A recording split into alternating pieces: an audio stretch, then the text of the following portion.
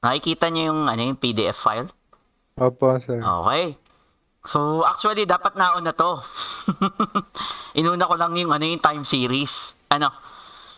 Dapat i-discuss ko muna to bago tayo mag-time series. Pero part pa rin naman yung time series ng machine learning. Medyo nag-advance lang ako ng kaunti in terms nung time series analysis. Isa siyang kind ng time series which is naka-base siya sa linear regression. So, ito talaga yung umpisa dapat natin. Ano? Yung machine learning.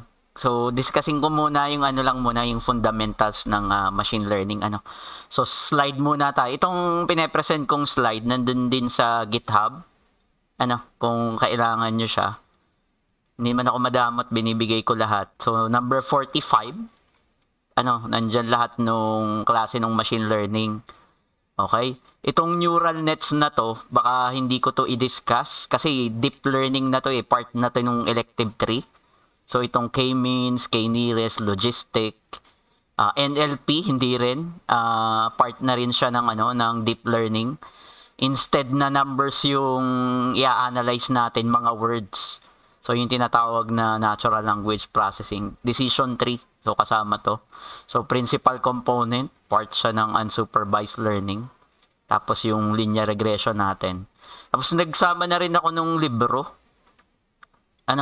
Ito yung ginagamit namin nung graduate school. Kaso, sinulat siya sa R. Hindi siya sa Python sinulat. Yung R language, parang din siya, programming language siya for data science. So, may language na R. Kung interesado kayong matuto ng R, maraming video sa YouTube. Pero nung nag-aaral kasi ako, Python yung namin. So, libre din tong R. Kung gusto nyong malaman pa yung concept ng statistical at saka machine learning, so, basahin nyo to. 431 pages yan. So, nandyan yung mga detailed nung pinag-aaralan natin. May time series din eh. Kung may time kayo, basahin nyo. Medyo kinakalawak na ako sa pagbasa ng mga equation. Kung ano ibig sabihin yan. Pero itong ginagawa natin ganito, is pinoprogram naman natin. Hindi na natin gagawin to manually. Hindi gaya ng mga unang panahon talagang manual yung panggagawa. Okay, so umpisahan natin ha. Naka-record ba ako? Yes, naka-record ako. So, yung bago daw tayo mag-jump dun sa neural networks, medyo advanced na kasi ito ng machine learning. So, gagamit tayo next sem ng TensorFlow, Keras. So, yan yung mga gagawin natin. So, sa section na ito daw, i-cover natin yung concept muna ng machine learning. Nag-machine learning na tayo ha. Nag-time series analysis tayo eh. Okay, so ito yung kakaibang method lang ng machine learning. So, babalik lang tayo dun sa pinagmulan niya. So, what is machine learning daw? Tapos, yung elective tree natin. So, deep learning, babalikan ko tong slide na to. So, dalawang klase ng machine learning yung sinasabi. So, isang supervised at saka isang unsupervised. So, dadalawang category lang naman yan. May semi din eh. May semi na supervised as may semi na unsupervised. Pero more or less dadalawa lang talaga yan. Okay? So may yung i-discuss natin ngayon which is yung linear regression. Siya ay part ng supervised learning. So makikita nyo i-explain ko mamaya yung difference ng dalawa. Tapos evaluating performance din. Siyempre kapag nagmo-model tayo ng prediction, ini-evaluate natin gaya nung sa time series. Meron tayong root mean square error. Meron tayong mean absolute percentage error. So dito meron din. At saka yung concept nung overfitting. Maganda ba pag nag-overfit? O maganda ba pag nag-underfit? So i-discuss ko na lang So yung machine learning, ang kakaibahan nito sa statistical na mga method, automatic nagle-learn kasi yung algorithm natin dun sa given set ng data natin. No wonder, halimbawa nag-upload ka ng video sa YouTube, tapos nagsasalita ka ng English. Pag in-upload mo yun, at some point in time, nakaka-capture niya yung caption ba? Nag-auto-caption siya based dun sa sinasabi mo. So, yun ay machine learning. So, napakalaki na nung data ng Google na kapag nagsasalita ka ng English sa YouTube, mayroong closed captioning kahit hindi mo naman in-embed dun sa video yung caption. Natututunan niya yung salita. So, yun yung isang part ng machine learning. So, yung natural language processing na ang tawag doon. Kung napapansin nyo lang, pwede kang may closed caption sa YouTube. Basta nagsasalita ka ng English. Kahit Spanish, kaya din eh. Bakit Korean. Automatic, ino-auto caption niya at some point pagka-upload mo ng video. So, marami daw gamit yung in terms ng machine learning. So, ang kaibahan nito dun sa mga statistical tsaka mathematical training, sumisisid ito dun sa data. So, kaya niya maghanap ng hidden information na hindi kaya nung classical na mathematical modeling. Kasi yung ginagawa natin, automated kasi dapat matututunan nung algorithm yung data. So, madaming research ngayon ng in terms ng machine learning kasi pumapasok tayo sa sa world ng Industrial 4.0, which is maraming trabaho 10 years from now in terms ng data science na na field o kaya machine learning. So, ngayon pa lang ay di umpisahan nyo nang mag-aaral. Kung gusto nyo lang namang mapalinya din so maraming klaseng research, kahit mga researches yung mga ginagawa naming research is more on machine learning. Okay? So, ano yung gamit niya? So, fraud detection sa bangko. May given set ka ng data, ganitong magbayad yung yung customer mo, halimbawa credit card, i-approve mo ba yung credit card based sa data niya? So, kaya niyang matutunan yun. So, web search result, syempre.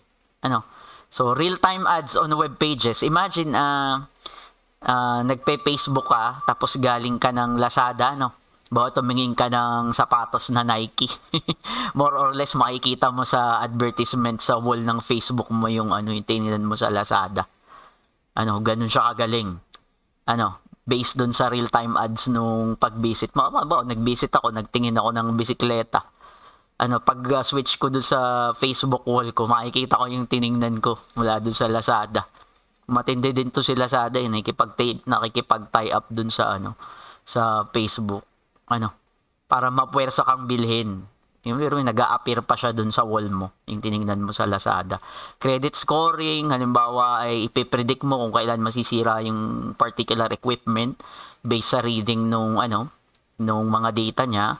So, new pricing model. So, mamaya magsasample ako paano mag-predict ng pricing model sa housing. So, network intrusion detection. So, ito, may AI na rin kasi yung mga firewall na ginagamit. Halimbawa, mga Cisco. May AI capability na siya na halimbawa, hinahack na pala yung yung router. So, recommendation engine. Halimbawa, nag-visit ka sa Netflix. Based sa movie na, halimbawa, mahilig ka sa Korean novela, may lalabas sa ibaba nang i-recommend pa sa yung panoorin mo based sa behavior mo do sa Netflix. So, customer segmentation. So, halimbawa, bibili ba siya ng insurance o hindi? O 50-50 lang. Based sa data lahat ito. Lahat ng machine learning ay nagbe-base sa data.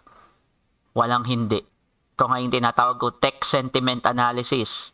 So, ito sa elective 3 natin. Halimbawa, base sa Twitter feed ng mga supporters ni Duterte, halimbawa is 2022 election niya. Base sa mga words na makakalap mo sa Twitter, pwede mo bang masabi na mananalo siya sa election? Base lang to sa words yung mga sinasabi ng mga tao. So, yun ay text sentiments analysis. Customer churn. Halimbawa, nakasubscribe ako sa Netflix. May possibility ba ako na mag-unsubscribe? So, pattern and image recognition. So, halimbawa, X-ray images. So, tuturuan mo yung computer makadetect based sa X-ray images kung may COVID ba o wala. Based sa, halimbawa, pneumonia. So, hindi na doktor ang titingin. Magte-train ka ng artificial intelligence para sabihin sa'yo, nag-upload ka ng picture ng X-ray, i-compare niya sa thousands of sinasabi natin na data, halimbawa 3,000 data ng pneumonia cases, tapos 3,000 data ng normal. So, bahalang yung artificial intelligence mag-decide na accurate, halimbawa, kung may pneumonia, based lang dun sa picture na i-upload mo. So, ito, ginagamit din email spam filtering. So, tingnan nyo yung mga email nyo. Kaya ni Google i-separate yung send ng send parati, bang ini-spam yung email mo. So may algorithm siya dun, which is gamit din itong sentiment analysis na yan. So napakadaming gamit ng AI. Gaya nung ginawa ko sa research, yung AI, nirelate ko siya sa board examination. Ipe-predict ko yung bata, third year pa lang ng engineering, kung papasa siya sa board o hindi someday. So para pag nasa akin pa yung estudyante, alam ko kung saan ko siya ite-train. So yun yung research ko last time dun sa sa IEEE. Naka-base siya sa random forest. Yung random forest is decision tree siya. Sangkain siya ng supervised learning So wag niyo na munang pansinin yung neural networks. Ito kasi yung pinaka-advanced pagdating sa machine learning. May machine learning tapos may tinatawag na deep learning. Naka-base siya sa concept ng biology ng brain. Okay? So, isang example dyan is yung image classification nga yung sinasabi ko. So, pag sinabing deep learning, yan ay composed ng maraming neural networks. So, more on neural networks by August. So, dalawang klase yung sinasabi, isang supervised saka unsupervised. So, ito yung ginagawa ng machine learning, ino-automate nga niya yung analytical model. Natututunan ng algorithm kung anong data meron ka. So, may neural networks, type siya ng machine learning, under siya ng umbrella ng machine learning. Tapos yung deep learning, neural networks din siya, pero mas maraming tinatawag na mga hidden layer. So, wag niyo na munang intindihin kung ano yung mga concept na yan. Maliliwanagan kayo pag by August, pag nandun na tayo sa So, ano daw yung pinaka-simple na supervised learning? Umpisahan mo natin yung supervised learning, So, yung supervised learning daw, is meron ka daw mga labeled na example. So, papakita ako ng mga labeled example. Mas maganda kasi kung nakikita nyo yung specific data. So, dito sa dataset natin, kung nakikita nyo yung screen ko, malamang nakikita nyo yung screen ko, So, yung gagamitin natin mamaya is yung ice cream, yung pinakasimple muna. So, ano yung ibig sabihin ng supervised learning? So, para madali, de-describe ko na lang sa inyo. Okay? So, mamaya, magpipredict tayo base sa temperature. Ay, kapalakihin ko ha. So, base sa temperature, ano yung magiging kita nung ice cream mo? Kung nagbebenta ka ng ice cream, about 24 degrees Celsius sa labas, kikita ka ng $534 for example. So, ang ibig lang sabihin nitong concept na nandito, yung supervised learning, meron ka mga labeled example. So, ano yung mga labeled example? Meron akong temperature. Tapos, may predefined ka na desired output. So, 24 yung temperature. Halimbawa, day 1, kumita ako ng $534. Ganito ka lamig. Kumita ako ng $534. So, meron kang tinatawag na input. Ang input ko is yung 24. Ang label ko is 534, yung sinasabi. Given ang output based dun sa data. Parang sa board examination prediction na ginawa ko, may mga grades siya ng professional subject ng ECE. Tapos, ang label ko, passer ba, yes or no. So, yun yung target natin. Meron kang specific input, tapos ang result niya is halimbawa 534. Yun lang ibig sabihin ng supervised. Using labeled example. Ang label nito ay 534, ang input nito ay 24. Okay? So, yun yung ibig sabihin yan. So, for example daw, ang category is spam. So, halimbawa, spam ba siya or legitimate? Yun yung label. Halimbawa, ay positive ba yung movie review or negative? Halimbawa, maraming comment dun sa 64 comments. Pag ba mas maraming comment, mas maganda ba yung review ng movie? Pag tatatlo lang ba, mahina ba yung quality ng movie? So, yun yung ito nga yung primary example ko. So, ito yung input. Alam mo kung ano yung output. Okay? Yun yung ibig sabihin yan. So, next. So, yung network daw, yan. Nakaka-receive siya ng corresponding correct output based dun sa actual na correct outputs para mahanap mo yung error. Okay? Yun yung supervised learning. So, ito yung ginagamit daw, commonly used in historical data. Ito nga.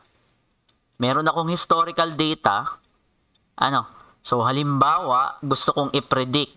Halimbawa, meron akong temperature na bagong data. Ito na yung mga existing Halimbawa, meron akong 31.44, 44 yung temperature.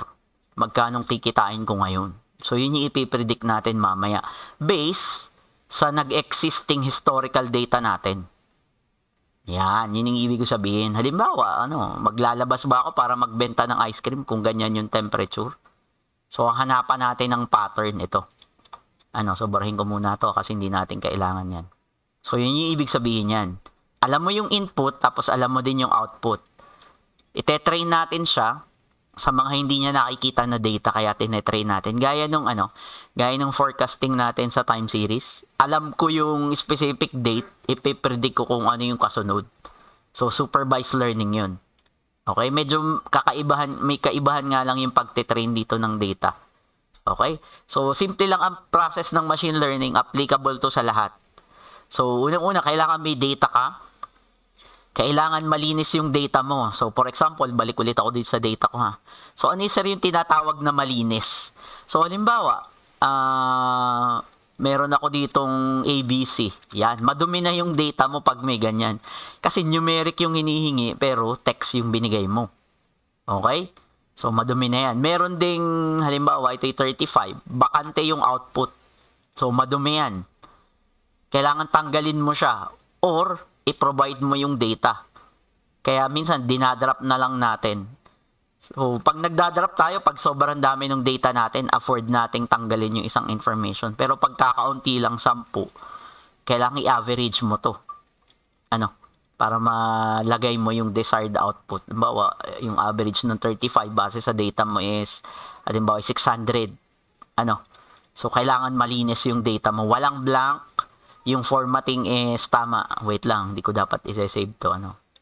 Wait lang. Okay? So, ganyan ibig sabihin. Tapos, gaya din to nung time series analysis. Yung nagte-train tayo ng intuition dun sa training model, sineseparate natin sa dalawang part.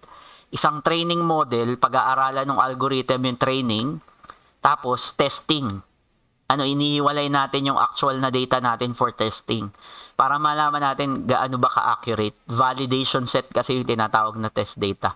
So, yung model testing, yun na nga yung ginagawa natin. So, ang ibig sabihin lang yan, kung iisahin natin, so, saan daw nakakuha ng specific data? Siyempre, halimbawa, customers, may sensor ka sa Arduino, halimbawa, yung barometer mo, nilagay mo sa labas, halimbawa, 1 hour, kumukuha ka ng information, ini-store mo. So, pwede sa mga sensors yan. Sa customers, madami pwedeng pagkunan. Okay yan, kiklean mo siya. So, sa Python, pandas yung ginagamit. Yung classic example natin dati, dinadrop lang natin yung blank. Bawa drop NA. So, yan ang pinakasimpleng data cleaning. O kaya, ina-average natin based dun sa data natin. Tapos, inihiwalay natin. Training data, test data. Bawa 70% training, 30% testing. Depende yung atian. Depende kung gaano karami yung data mo. Tapos yan, itinetrain mo na siya. Tinitingnan mo yung fit ng model. Kung fit ba itong model 1 ko, o mas fit yung model 2. So, parang ganyan. Tapos, tinetest mo yung training na minodel mo, i-validate mo siya dun sa test data. Dito ka nagme-measure ng accuracy. Kung accurate yung prediction mo dun sa test data. Tapos, kung hindi naman necessarily na hindi na accurate, masama na yung model. So, pwedeng mag-adjust ka ng parameter. Halimbawa, dadagdagan ko ng lag in terms ng time series. Dadamihan ko yung information. Halimbawa, para ma-predict ko yung kasunod na forecast, kailangan ko ng 14 data. Pwede kong i-adjust kasi yun eh.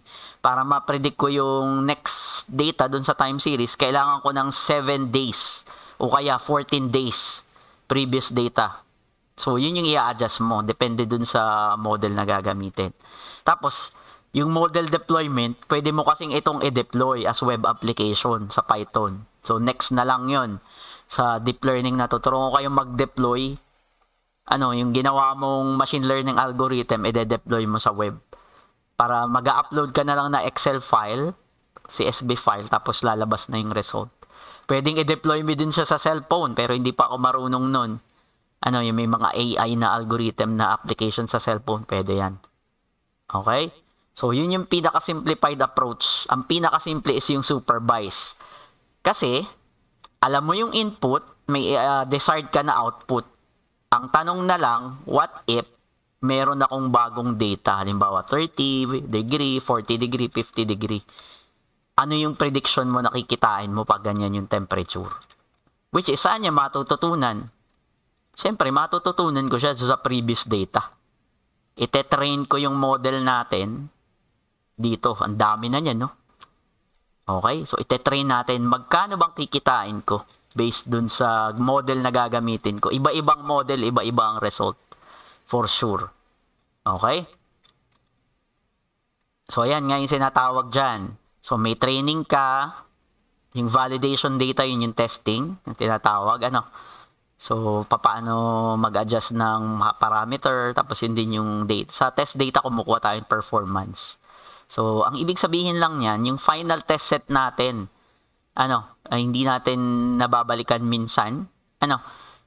Kasi, mas preferred natin yung unseen data. Doon natin, mas magandang i-test siya doon sa hindi natin nakikitang data. Halimbawa, nagbenta ka ulit ng 30, i-validate mo siya kung 30 degrees. Ang prediction mo, halimbawa, ay kikitain mo lang is 575. So, mas magandang i-test mo na to. Hindi yung nag-i-exist dun sa data mo. I-test mo dun sa actual na hindi pa nakikita nung algorithm. Ang tawag dun yung generalization capability nung algorithm. So, may kasunod pa ba to? Init na ako mag-code.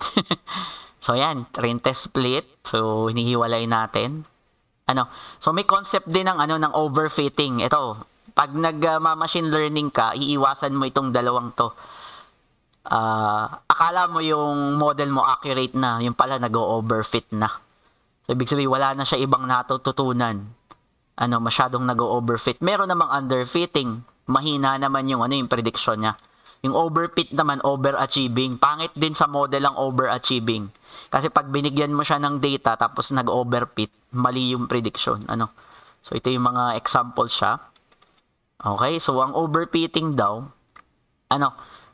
masyadong nag-fit siya kahit do sa error. Noise ang tawag do sa data. So pag nag-overfit, so low error on training set, but high error on test validation. So mamaya ipapakita ko yung graph nandito. So may specific data ka na ganyan. So ang pinaka-good model lang, yung ganyan, yung model fitting na sinasabi. Okay? Pero sa time series analysis, mas maganda kung matetrace mo yung yung fitting natin, 'di ba? Ganun ginagawa natin sa time series. So sa machine learning, ito yung good model. Okay? Hindi naman nag-overachieve, may allowances pa rin siya sa error. Pag sinabi mong overfitting, talagang sinusundan niya yung data. Masyadong nag-underachieve. Pinredict ko to, pangit ang prediction model na 100%. Isang senyales na yun na nag-overfit na yung algorithm mo. So, mas reliable sa akin, para sa akin na around 70% to 95%. Pero hindi ako nakakita ng prediction. Kahit sa Google, hindi niya kayang i-100% na tama yung prediction. So, nag-overfit. Parang wala nang alam pag nag-fit ka ng data, ay kung ano lang yung nag-e-exist na data mo, wala na siyang alam kundi yun lang. Pag binigyan mo siya ng unseen data, yung kasunod nito na data, susundan lang niya. Parang super masunuri naman yung yung prediction, which is hindi rin maganda. Okay? So yan yung tinatawag na overfitting. Yan. So pansinin nyo, hindi niya napuntahan yung yung specific line. Okay, meron din namang underfitting. Yan. Subline naman. Instead na yung line mo is ganito, kasi susulat ako yung ang good model niyan. Wait lang ha. Sa akin kasi ang pinaka magandang model. Teka, hindi ako makapagsulat. Ba't hindi ako makapagsulat? Nagiging kamay. Okay. So, ang pinakamagandang model niyan, kapag ganito. So, ibig sabihin ng underfitting, hindi na niya natututunan yung nasa ilalim. Basta dire-diretso lang siya. Okay? So, yung tinatawag na masyado namang underachieving naman. So, ang pinakamaganda sa akin na model fit, kung makakayanan ng model mo na i-trace itong ganitong specific line. Okay, yan yung purpose natin. Okay, hindi yung ganito. Nag-o-overfit na kasi yan pag ganyan yung prediction. Kumbaga isinusundan lang niya yung line. So, pagdating sa machine learning, pangit po yung masyadong masunuri naman yung yung algorithm. So, bibigyan mo din siya ng ng error rate kasi wala talagang 100% na na correct. Okay? So, tapos, in terms ng losses naman, habang yung trading time mo tumatagal, nagno-normalize yung error mo, nagiging flatline ba? So, sa umpisa, hindi niya natututunan, mataas yung error, at sometime, pag tinetraining mo na siya, usually sa neural network ito, pag tinetrain mo siya, magfa-flatline yung error. Ibig sabihin, ayan, natutunan ko na yung yung data. So, yan yung example ng good model. So, yung epoch, yung concept ng epoch, gaano karaming passes dun sa data mo. Ito yung concept ng ng neural network. Ito lang yung example niya. So, yung bad model mo naman, sa umpisa, maganda, kakaunti yung error. Pero, dun sa mga unseen na data niya, sablay na. So, yung bad model. Okay? So, pag daw nag-iisip ka ng overfitting, and underfitting, so yung relationship ng model mo do sa performance nung training at saka nung validation set mo, which is yung test set, ay may kinalaman dun sa concept ng overfitting at saka So, imagine mo daw, in-split mo yung data mo ng test set. So, nakita mo yung performance ng training set is ganyan. Okay? So, nagno-normalize siya at some time. Tapos next daw, chinek mo yung performance ng test set. Okay, maganda yung fitting. Okay? Tapos ideally daw, the model will perform well on both with similar behavior daw. So, ano daw mangyayari kapag nag-overfit naman dun sa data? So, it means that we would perform poorly on the new test data. Ito nga yung mga hindi mo pa nakikitang data yan, no? Okay? Sa training daw, ang nangyari okay lang. Natutunan yung data. Pero nung nag-introduce ka na ng hindi pa niya nakikitang data, halimbawa forecast, ayan, mataas na yung error mo. Okay? So, may mga ganyang time. Yan. Ito the indication na yung training mo, yung too much on the training data nagre-rely. Okay? So, ibig sabihin, kailangan i-cut mo na dito sa portion ng number ng training. Mas maraming passes ng training din, hindi rin maganda. So, pipili ka lang ng sweet spot kung ilan yung passes ng data mo. In terms ito ng neural network, epoch kasi ang usapan dito. Okay? So, pag-evaluate ng performance, so ganun din, halos pag-evaluate, accuracy, recall, precision, F1 score. Pero hindi natin gagamitin to sa model na to, Kasi gagamit tayo ng hindi pa tayo sa classification. Doon tayo sa pinakamahinang machine learning, which is linear regression. Kaya siya pinakamahina, straight line lang kasi siya. So, ang totoong real world data, hindi straight line. Usually ang data non-linear. Non-linearity. Okay? So, yung meron tayong gagawin next time na binary classification, pauutangin ko ba to o hindi? I-issuehan ko ba ng credit card o hindi? Based dun sa specific criteria ng data niya before. Okay? So, mas maganda pa, ito neural network na to Halimbawa, nag-feed ako ng aso. Base dun sa model ko. Tapos sasabihin ng system ko ay, dog yan. Based sa 3,000 pictures ng aso. Okay? So, tama yung prediction. Dog equals dog. So, correct yung label. So, meron din namang sablay.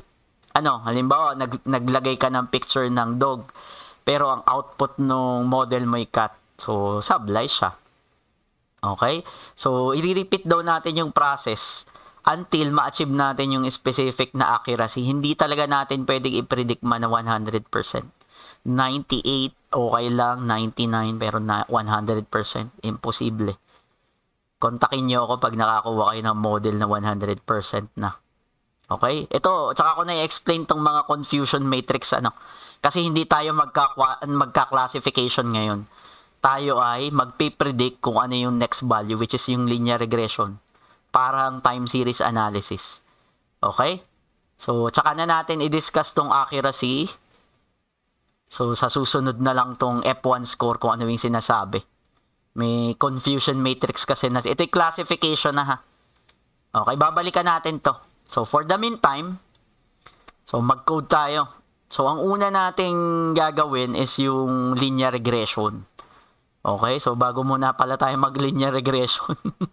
Importante ng konting concept lang ng linear regression So medyo maraming concept pala ngayon. Di bale? Madali lang naman yung code nito kasi hindi natin manually i-code to, gagamit na tayo ng Python. So public files.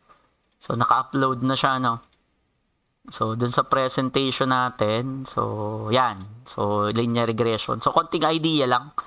So, kung gusto niyo yung more on linear regression, tingnan niyo yung book na naka-upload. Chapter 2 entry siya. Okay? So, sa history daw ng linear regression, so, medyo paliitin ko lang yung pagkaka-zoom niya. So, gawin kong fit to page. Okay? So, 1800s, Francis Galton daw. So, nag-i-study siya ng historical perspective lang na may relasyon daw yung parents at saka children in terms ng height. So, mas mataas daw yung height nung father mo, mas malaki yung probability na matangkad ka rin. So, based on genetics din siguro. Okay? So, yun yung concept ng linear regression. Okay? So, ang breakthrough ito yung 1800s, para sa 1800s breakthrough ha. Yung son daw nung anak, kung matangkad yung tatay, ay malapit dun sa overall average nung height. Okay? Yun lang ibig sabihin niya. So, halimbawa, for example, si Shaquille O'Neal. So 7 feet, 1 inch. Pero sabi 7'2" daw. Siguro may niround na lang. So, kung may anak daw si Shaquille, si Sharif O'Neal. Yung pangalan ng isa niya sa mga anak. So, may chances daw na matangkad din. Okay? Pero however daw, si Shaq ay isa daw malaking anomalya na sinasabi. Okay? So, meron ding chance na yung height nung son niya ay hindi kasing tangkad niya. Okay? So, may chance din. Pero more or less, kasing tangkad din niya. So, turns out daw, yung height nung anak niya is 6'7". Okay? So, medyo malayo to sa 7'1". So, ito daw yung phenomenon na tinatawag na regression. Yung height daw ng tatay mo ay tends to regress or drift towards, hindi naman exactly, pero malapit dun sa average height. Okay, so gaya ko, ang height ng tatay ko ay 5'2.5". So, hindi lang, so malapit-lapit ako doon. Lamang lang yung tatay ko sa akin ng, half an inch.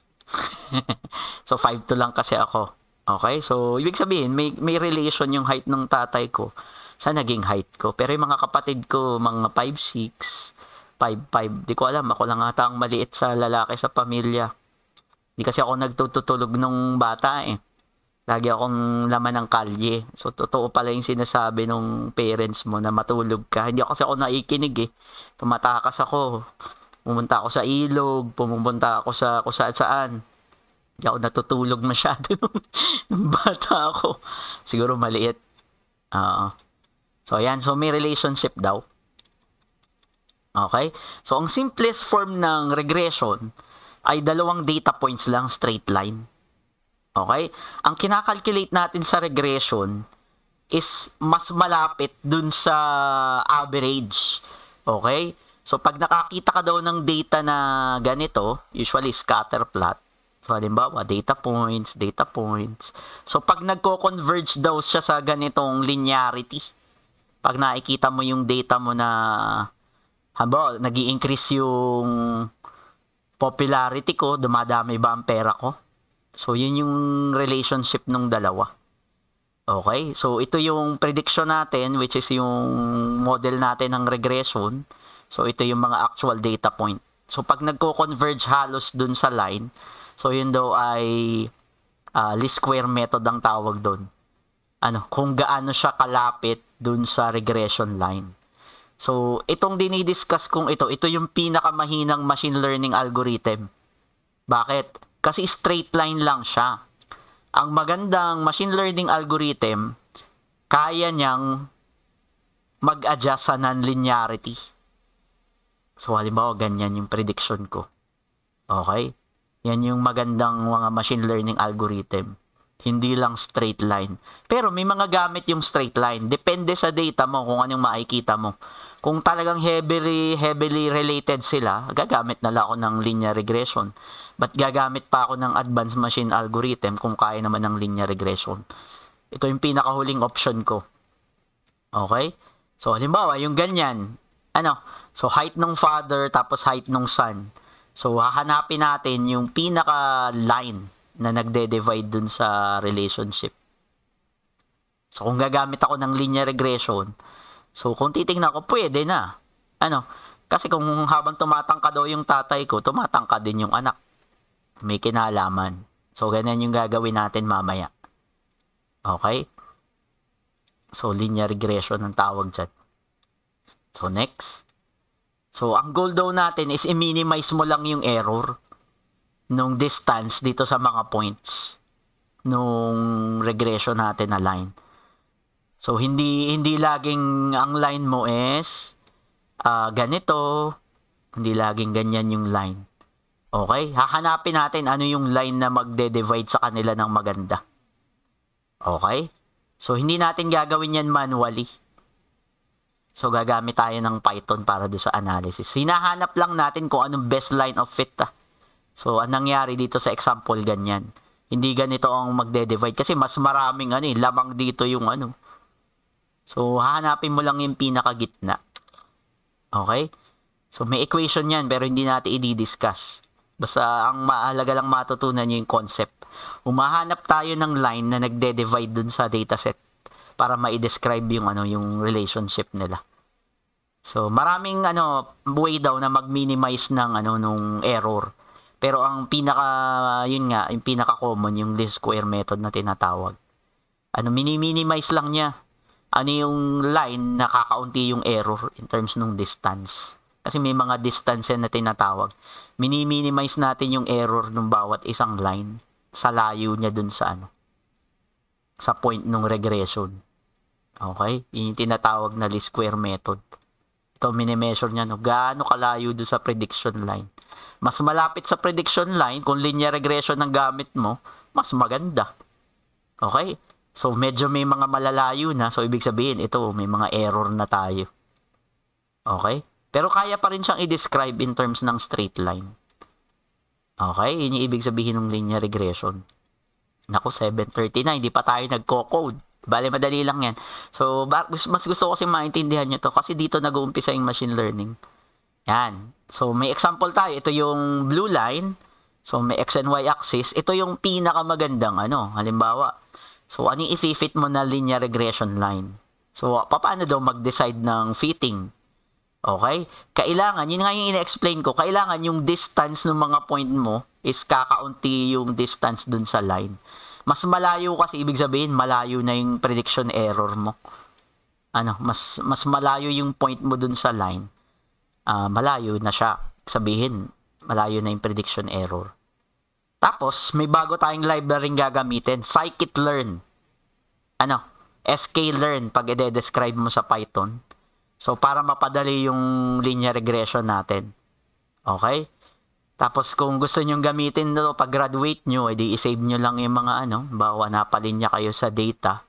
So, ako pag ako nagde-data analysis, hindi na ako nagko-code. Kasi marami na akong naipon na yung tinatawag niya na portfolio. Hindi mo naman kailangan mag-code from scratch sa totoong buhay. So, marami na akong portfolio. So, halimbawa, meron akong linear regression, meron na akong ready-made na logistic regression, so, meron na akong ready-made na support vector machine.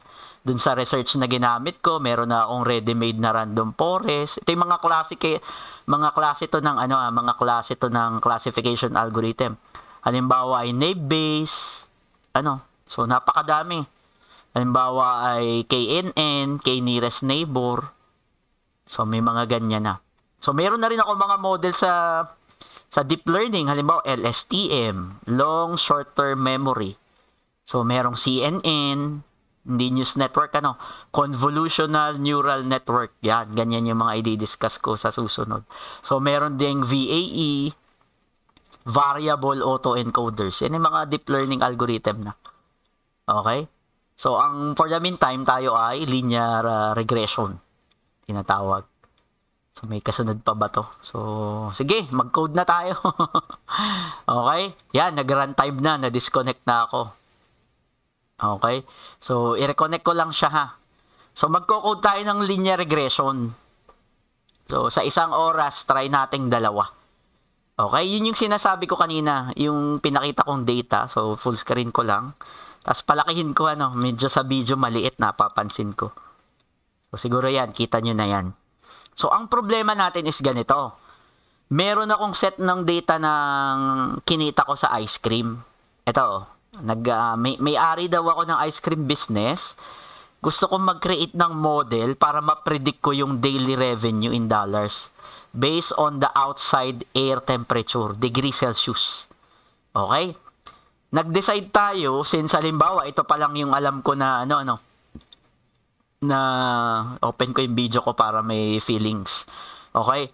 Nag-decide tayo na na since ito pa lang yung alam natin na machine learning algorithm, ito pa lang yung alam natin na machine learning algorithm.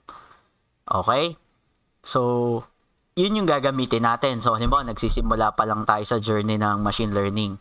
So, meron akong independent, mali pa yung spelling, independent variable X, which is yung pinakita ko kanina. Ang independent variable mo, kaya independent siya, nag-i-stand siya on its own. Yung revenue ko kasi is dependent dito sa temperature. So, meron akong independent temperature, tapos meron akong dependent. Usually, yung dependent, yun yung ipipredict natin. Nagde-depend yung kita ko based dun sa temperature sa labas. Kung nagbebenta ako ng ice cream. Okay? So, ang tanong dyan, kapag nagsulat ako ng, halimbawa, yung kanina, ng 30 degrees exactly yung temperature sa labas, magkano ngayon kikitain ko? Yun ang tanong. Magkano kikitain ko? Based sa historical data na meron tayo. So, i-close ko na muna to, ha. Hindi ko siya isa-save kasi nag-edit. So, yun dun sa sample data, yan, ilalagay ko siya, ha. So, dun sa dataset natin, so, GitHub, para sa akin, public files. I-fork nyo lang siya kung gusto nyo i-update. Hindi ko na kayo naturuan ng GitHub. Tinuturo ko to sa, sa web application. Pero tingnan nyo na lang paano mag-fork. Alam nyo naman mag-fork eh. Nakita ko marami nang naka-fork dito sa repository na, oops, mali ako. So, yung dataset natin, sanapin nyo lang si ice cream. Ayan, tapos idadrag ko lang siya din, ha. Okay? So, yan yung ice cream natin. Tapos, step 1 natin, ano-ano yung kailangan nating library naman na i-import. So, classic, pandas. Laging naman yan eh. So, NumPy. Laging nandyan yan. Kasi minsan nagagamit. So, syempre, mag-graph tayo. So, dalawa na agad. Ibabalik natin yung graphing. Okay? So, ano ulit yung matplotlib inline. So, kung gusto mong, pag gumagamit ka kasi ng hindi Jupyter Notebook, nagpa-pop up yung mo. Try nyo gumamit ng interface na Spider. Kasama siya ng kasama siya ng Anaconda Python kung di nyo na-experience yung yung Spider na tinatawag. Nasaan na ba yung Anaconda ko din eh? So may Spider yan. Hindi siya web-based. Para kang nasa C++, i-code mo siya straight. Ang pangit kasi sa Spider, walang division ng code. Hindi gaya dito by cell. Nairaran ko siya ng line by line, cell by cell. Doon sa Spider kasi isang code siya, parang C++ dire-diretso. Hindi ko nakikita yung progression ng code. Kaya mas ginagamit ko to. Okay? So, game. So, syempre, ang step 2 natin, so sige, i-code ko siya ng code by code. So meron na akong step 1. Ilang ba to? So, 3. Sige. Para maayos lang. So, control MM. Yan. MM is, i-convert mo siya sa So, 3. So, step 2. So, syempre, kailangan may dataset ka. Ang machine learning, laging may dataset. Hindi pwedeng wala. Okay? Kasi nagre-rely siya sa specific data natin. So, pangalanan ko na lang na, na ice cream. Okay? Hindi na tayo gagamit dito ng index call, tsaka parse date, hindi na to time series, okay? So, pero same pa rin. So, read CSV. Okay? Tapos yung pangalan ng dataset natin. So, ang pangalan niya is ice cream.csv. Okay? Ice cream.csv ba? Ice cream data, sorry. Okay? So, ice cream data. Sir, wala nang ano dyan? Wala nang PD dot. Okay. Sus ko, kung napansin. So, tingnan lang natin yung data. Pag tumitingin ka ng dataset, so, mas magandang i-explore mo siya. So, halimbawa, ice cream. So, tingnan mo lang, halimbawa, head. Gusto ko lang 5. So, para makita mo lang kung anong preview. So, yan. Ito yung 5 sets ng data. So, meron tayong input, meron tayong label. Ito yung mga label natin. Ipipredict natin yan. Tayo ay nagpipredict kung magkano yung kikitain based do sa temperature. So, ibig sabihin, regression problem to. Hindi to classification. Pero unsupervised learning pa rin siya. Okay? So, kung titingnan mo naman yung tail, depende. Yung iba kasi tinitingnan yung hulihan na data. So, meron tayong 500 na data in terms nito. So, sige, head na lang. So, temperature revenue. Hindi na siya timestamp pa. Kasi hindi tayo nagdi-deal dito sa time component. Hindi to time series. So, balik tayo sa normal na, na data frame na tinatawag. So, maganda din, explore mo yung data. So, ganito kasi ako pag nag-analysis. So, halimbawa, EDA. Balik tayo sa exploratory data analysis. So, halimbawa, ice cream. So, para makita mo lang kung ano yung meron ka na data. Although, hindi to necessary sa linear regression na. So, mas maganda ini-explore mo lang. Meron akong 500 rows. Ang mean ng temperature is 22. Hindi ko alam kung saang US state to. Pero malamig siya 22. So, ang standard deviation ko, big sabihin, is 8. Yung temperature. So, maximum value ko, pinakamainit is 45. Pinakamalamig is 0. 0 talaga? So, may nag-0. Kaya, ang revenue niya, tingnan nyo, $10 lang. Sinong bibiling ice cream pag ang temperature ay 0? Lamig na nun. Okay, so siguro, kita nyo, may relasyon yung temperature sa kita. Mas mainit syempre sa labas, mas marami kang mabebenta. So, yun yung ibig sabihin niya. So, usually, chinecheck din natin, part pa rin siya ng EDA. So, halimbawa, ice cream. Binabalik ko lang yung mga lecture dati. So, tingnan mo, baka may missing data. Ganyan, pag i-check mo kung may missing data, info. Kung gusto po ng quick statistics, describe mo siya. Percentile. 25% ng data ay halos 17 degrees. 50%, which is yung mean. Ito, halos parehas yan. Dapat halos parehas. So, 75% is 27. Okay? So, ibig sabihin, ito yung median. Median siya.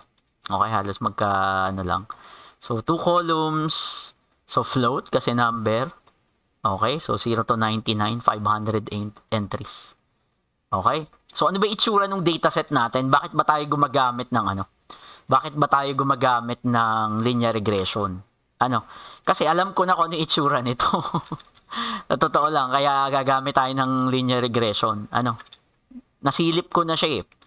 So, step 3 natin is pwedeng i-visualize mo yung data mo kung bakit nga tayo gumagamit ng linear regression. So, mas madali dito kung gagamit ako ng plot. Yung x-axis ang temperature, yung y-axis ang revenue. So, tinatamad ako na mag-configure. So, diretso ako sa SNS, kung natatandaan nyo pa yung joint plot. Meron na siyang distribution. Meron pa siyang scatter plot sa loob. So, ang x-axis ko, is yung temperature. Saan ko nakuha sir yung temperature? Ayan, no? Temperature at saka revenue. Dadalawa pa lang. Okay? So, ito yung temperature. So, ang y ko is yung revenue. Tapos, ano yung data ko? Yung data ko, syempre, yung data frame. So, ito ay yung ice cream. Okay, tapos color, red na lang para kita, blue, classic. So, tingnan ko lang kung ano yung magiging itsura ng, wait lang, Y, modules, joint plot, sorry. Could not interpret value ng temperature, sorry, temperature. Ayan. So, yan. Kung nakikita nyo yung dataset natin, alam ko na ganyan yung itsura, kaya gagamit ako ng linear regression. Tingnan nyo, may relasyon yung temperature dun sa nagiging kita.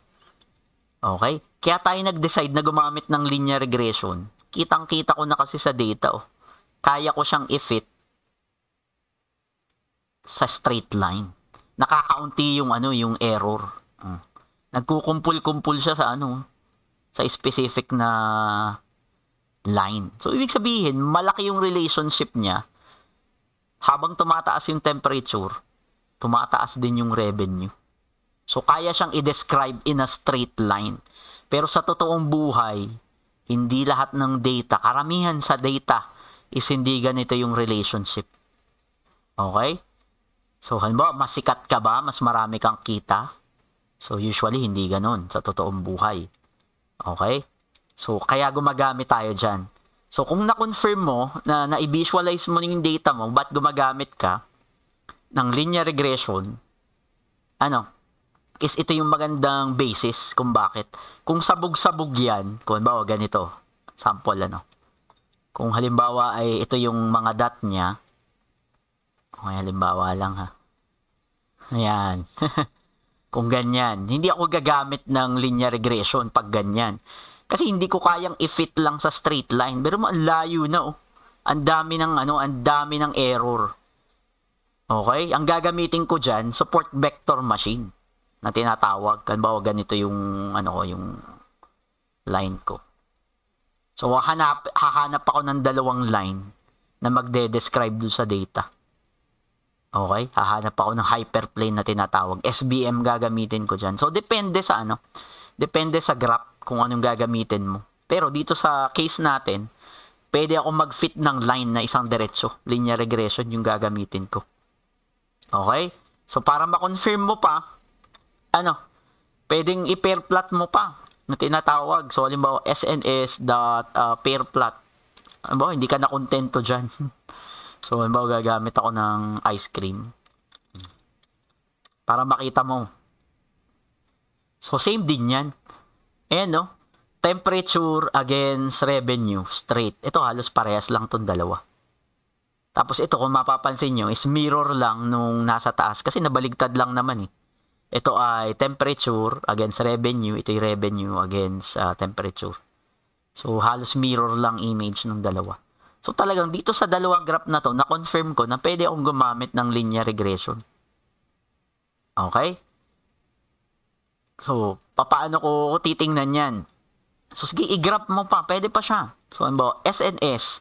Kung yung LM plot, so, pwede mo din gamitin yon. So, equals. So, halimbawa, temperature. Hindi pa tayo na kontento sa dalawang graph, Hindi pa rin ako makapaniwala na linear regression yung gagamitin. Sige, kumbinsihin mo sila. Okay, kumbinsihin mo sila. So, gagamit ako ng LM plot, for example. Ayan na. Simpleng linear regression. Yan na yung mismo yung linear regression natin, actually. Kung nakikita nyo, ayan, halos natuhog niya yung squid balls sa gitna. So, dyan, na-confirm natin sa tatlong plot na pwede tayong gumamit ng linear regression. Yun yung ibig sabihin yan. Tapos, ang next step, okay, step by step natin base dun sa natin. So, halimbawa, step 4. So, eto na. So, mag-create ka. Iisa lang yung pattern in terms ng supervised learning, Ganito halos lahat yung gagawin natin. Repetitive to. Naiiba lang is yung mga model natin. Okay? So, mag-create ka ng baligtad. So, usually, inuuna mo yung training.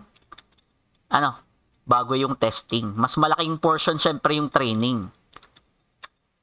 Kasi doon natin tuturuan yung linear regression na mag-predict. So, mag-create ka daw ng training and testing data. Okay? So, ano yung magiging ano ko ngayon? Ano yung magiging training set ko? Kung iisipin mo dito. So, ang magiging training set ko dyan is yung, syempre, yung temperature ang magiging X ko dyan. Tapos yung Y is yung revenue. Yung X, yun yung input. Yung Y, yun yung output. Okay? So, pwede mong gawin ganito. Mag-a-assign ako sa ano. So, halimbawa, X. Kung sabihin kong ito ay input. So, yung X ko is yun yung magiging ice cream. Kailangan ko ng series data dito. Okay? So, ito yung ice cream. So, kailangan ko syempre yung ano, temperature. So, dalawahin ko na siya ha. Halimbawa, temperature. Okay? So, ito yung magiging input ko. Syempre, kailangan ko ng temperature para ma-predict ko yung output. Okay? Tapos, meron din akong tinatawag na output. So, i-assign ko siya sa Y. So, equals ice cream. Revenue. So, ito kasi yung magiging output ko. So, ito yung magiging Y. Okay? Hindi pa tayo naghahati dito ha. Pinapakita ko pa lang yung data. Okay? Pag nakita mo na yung data, kailangan i-split natin to sa training at saka testing. Ano? So, siguro do sa 500, kukuha lang ako halimbawa ng 80%. Ite-train ko yung data, 80% capacity nung ano, hindi na 500. So, 80% na lang nung 500. So, ganun yung gagawin ko. Yung 20%, yun yung magiging testing ko. Okay? So, pwede nating i-split. So, dito napapasok yung sklearn. Ano, gagamit tayo ng sklearn na tinatawag. So, kung gusto nyo makita yung sklearn, napakalaking library din yan. So, scikit-learn, pero sklearn. So, machine learning in Python. Andito na lahat. Hanggang ngayon, hindi ko maintindihan yung iba. Okay? Yan yun. May mga regression siya. May ito. Unsupervised clustering, regression, yung ginagawa natin ngayon. Classification. So, madami. Oh. So, ganyan siya. May 3D din siya na ano. May 3D siya na graph. So, yan po yung scikit-learn. So, naka-install na siya by default sa Anaconda Python. Pero hindi na ako nagamit ng Anaconda Python. Gumagamit na lang ako ng Google Colab. Mas maganda kasi din eh. Kung may internet ka naman, ay dito ka na lang. Okay? So, under nung model selection, ano, meron siyang tinatawag na function na train, test split. Okay? Hindi ito kagaya nung time series ha. So, ibabalik ko lang yung graph natin ng time series. Hindi ito kagaya ng time series yung training and testing split. Sa time series kasi, sa halimbawa ito yung test ko, hinati ko. Tapos ito yung train. Okay? Talagang kailangan is sunod-sunod yung training mo. Kasi nagre-rely yung next data mo. Halimbawa ito yung forecast ko, nagre-rely yung forecast ko kasi dun sa mga previous value na mayroong time series component. Ibig sabihin, sunod-sunod, chronological order. Yung train and test split dito, random siya. Pipili siya ng random 80% dito sa kung ano man tatamaan niya. Mamaya, papakita ko sa inyo. Okay? So, sir, paano gamitin yan? So, lahat ng classification, lahat ng regression is ganito yung process. Hindi ito nawawala. Okay? So, 4 na value yung binabalik niya. So, usually, pag nasa tutorial ka, meron kang X-train. Hindi ko alam ba't naging X-train. Yung X-train, ito yung input ng training data. Okay? Tapos meron ka ding X-test. Ito yung input ng test data. May tinatawag ka ding Y-train. Ito yung output ng training data. Tapos meron tinatawag na Y-test. Ito yung input. Ito yung output ng test data. So, 4 yung binabalik nito. So, gagamitin mo siya, train, test, split. Okay? So, ano yung kailangan mo dyan? So, pwede mo namang gamitin yung shift tab. So, humihingi yan ng 2 parameter. Ano yung input mo, tsaka yung ano yung magiging output. Di ba nag-assign tayo ng input, which is X and Y. So, ano yung ite-training mo muna? Ay di X. Tapos ano yung output natin? Ay dy. Tapos, gaano kalaki? So, may parameter siya na test size. So, pwede mong sabing 20% yung gagamitin ko na test size. 20% nung 500. Okay? So, meron siyang tinatawag na random state. So, mamaya ko ilalagay. Ipapakita ko muna sa inyo kung anong ginagawa nito. Kung natatandaan nyo yung tuple unpacking, so, nagre-return to ng 4 na value. Ano? Yung gagawin mong training test, train. Ano?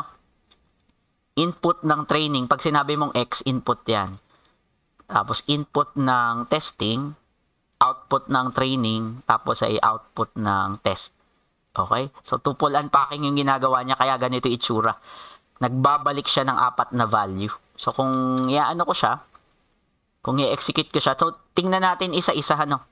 So, for example, ito yung X train. So, sir, anong laman yan? So, sabihin ko shape. Okay, papakita ko lang. So, 400 na lang siya, hindi siya 500. So, bakit? So, halimbawa ay 500 times 0.2. 0.2 yung ginamit natin, di ba? Test size. So, ibig sabihin, 100 yung test size ko. 400 yung training. Yun yung ibig sabihin yan. Okay? Kung gusto mong makita kung ano yung pinili niya, ha? Para mas maintindihan nyo, ano yung nangyayari pag sinabi kong X-train. So, randomly, pipili siya. Data 138, data 264. Pansinin nyo, hindi ito kagaya ng time series na dapat sunod-sunod. Hindi. Pumipili siya ng 400 data randomly. O, i-execute ko ulit, Malamang hindi na 138 yung piliin niya. Sige, 138 pa rin. 264, 11, 452. Okay, pero may mga times na nag-iiba siya. Hindi nagiging random. Okay? Para mas sure, may tinatawag siya na random state. Okay?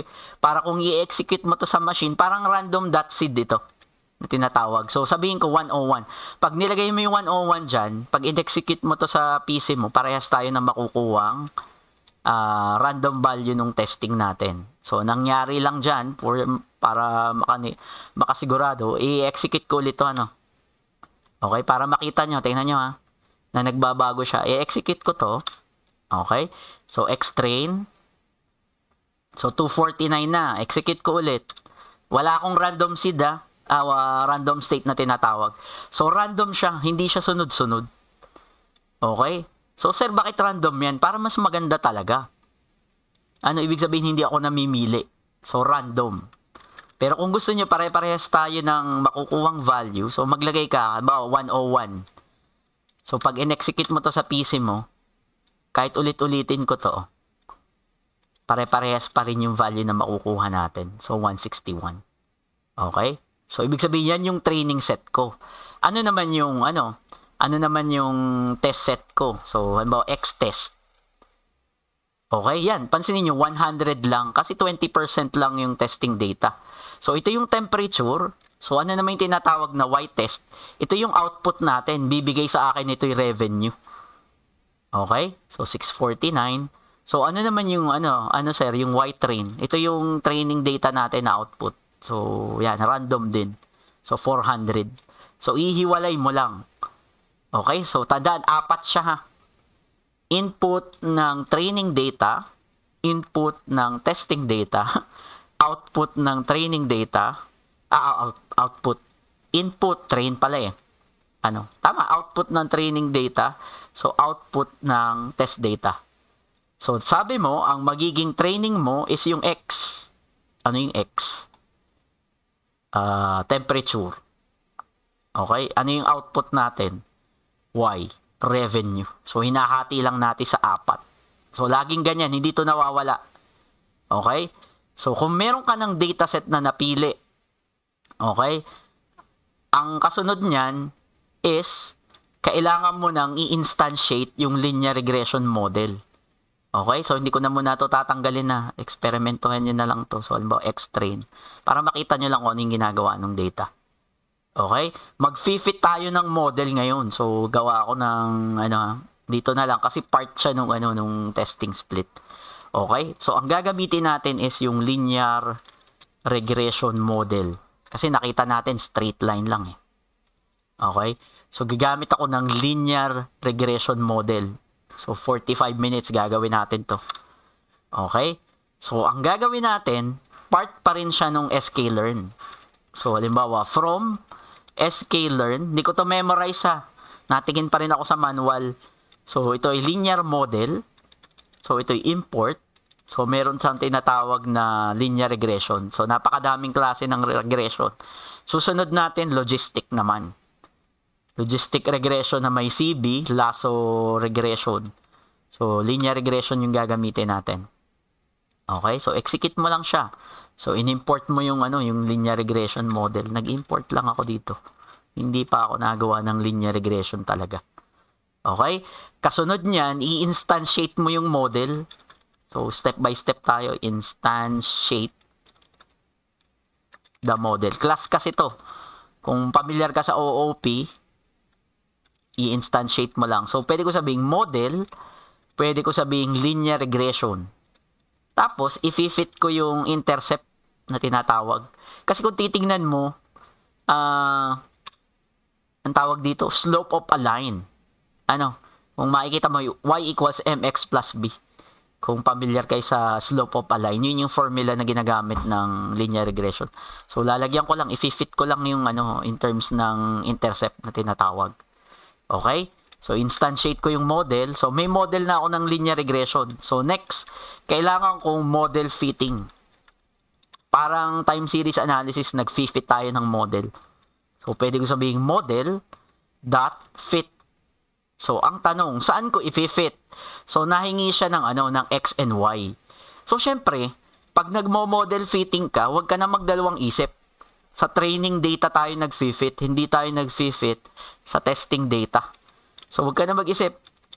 So, X train, tapos, dun sa Y train. Okay? Parehas training. Input ng training, output ng training. So, yun lang ibig sabihin nun. So, i-execute mo siya. So, yan. Pag nakita mo sa baba may linear regression ka, ibig sabihin, nag-fit na ako. Kinalculate ko na yung equation ng linear regression ko. Ngayon, kung gusto mong makita yung coefficient niya, kung gusto mo lang, halimbawa, detailed coefficient. Kung gusto mo lang makita, hindi ito required, pero kung gusto mo lang makita, so, pwede ko sabihin print. Familiar naman kayo sa print, So, halimbawa ay linear model coefficient. Tama ba spelling ko? Okay? So, M. Kung familiar kayo sa sa slope of a line, y equals mx plus b. Okay? Slope of a line lang yung ginagawa niyang coefficient. Okay? So, ang magiging linear coefficient ko, so, for example, ito ay model dot, since na-fit ko na yung line, so, pwede akong dot, yan, pwede na ako sabihin coefficient. Part na siya nung model fitting. So, kopyahin ko na lang to ha. So, copy. So, meron pang isa, yung B. Slope, tsaka yung y-intercept. Okay? So, pwede mong makuha yung value niya. Hindi to required. Gusto ko lang ipakita sa inyo na nakabase siya sa mx plus b. Okay? Ang m ko is 21, tapos ang slope ko is 44. Yun yung magiging line. Diba, pag nagdo-drawing ka ng slope of a line, kailangan mo ng coefficient niya, slope, tapos yung y-intercept, which is yung intercept na tinatawag. So, yun yung linear model natin. So, next step, anong number na nito? So, ang next step natin is step 5. So, nag-fit ka na ng model, meron na. Okay? So, halos ganito lang lagi yung process, kahit maiba yung, natin, yung model. So, step 5. So, kailangan kong test the model. So, ite-test na natin siya. So, na-train na kasi natin na-train na natin, na-fit na natin, na-train. So, kailangan ko i-test. Ano ba yung nangyayari doon sa prediction ko? Okay? So, paano i-test? So, ito na siya. So, test the model. So, ibig sabihin lang yan, kailangan ko nang mag-predict. Okay? So, pwede ko sabihin ganito. O, yan, magpe-predict na ako, sir. Prediction, na-i-fit ko na yung training data eh. So, pwede ko sabihin equals model.predict. Ang question, saan ka sir magpipredict? Hindi ka pwedeng mag-predict sa training data kasi yun na nga ang tinrain mo eh. So, pwede ka lang mag-predict is sa test data. Okay? Kaso, kung ipipredict mo yung output, hindi ko kailangan ng X train. Ang kailangan ko yung test data. So, pwede mo sabihin X test. Ulitin ko ha. Hindi ka pwedeng mag-predict sa training data kasi ginamit mo siya sa training. So, kaya nga sinasabing test the model eh. Kailangan, base dun sa fit nung model mo, sa training mo, ipipredict mo yung test data mo. Yun yung ibig sabihin. Tapos, ito yung lalabas na prediction. Okay? Ito yung mga prediction ng revenue based dun sa ating X-test. Okay? Dun sa prediction model. So, yan yung kung nakikita nyo, itong mga value na to, yan yung kinita natin. Okay? Yan yung kinita po natin dun sa prediction natin. Okay? So, saan natin i-base yung prediction na yan? So, sige, remember, meron tayong y-test kanina. Okay? So, ibig sabihin lang nito, ang actual na data ko is 649. 649 yung kinita. Pero ang pinredict ng model ko is 679. So, sa pangalawa, bilangin nyo to, 100 din ito. Itong array na to. Ibig sabihin, base dun sa X-test ko, na ginamitan ko ng fitting ng linear regression, ang prediction niya ay 679. Ito yung prediction niya ha. 679, pero yung actual data ko ay 649 lang yung kinita ko. So, medyo off. Pero sinasabi ko sa inyo, wala talagang 100% na tamang prediction. Kasi kung mayroon 100% na tamang prediction, mayaman na tayo lahat. Okay? Sad to say, walang accurate na prediction. So, pangalawa, so 681 yung prediction. Ang actual ng output ko is 659. Yun yung ibig sabihin nun. Okay? So, itong y-test na to, ito yung sinasabi natin na actual. Okay? Parang sinasabi mo, example dito, e.g.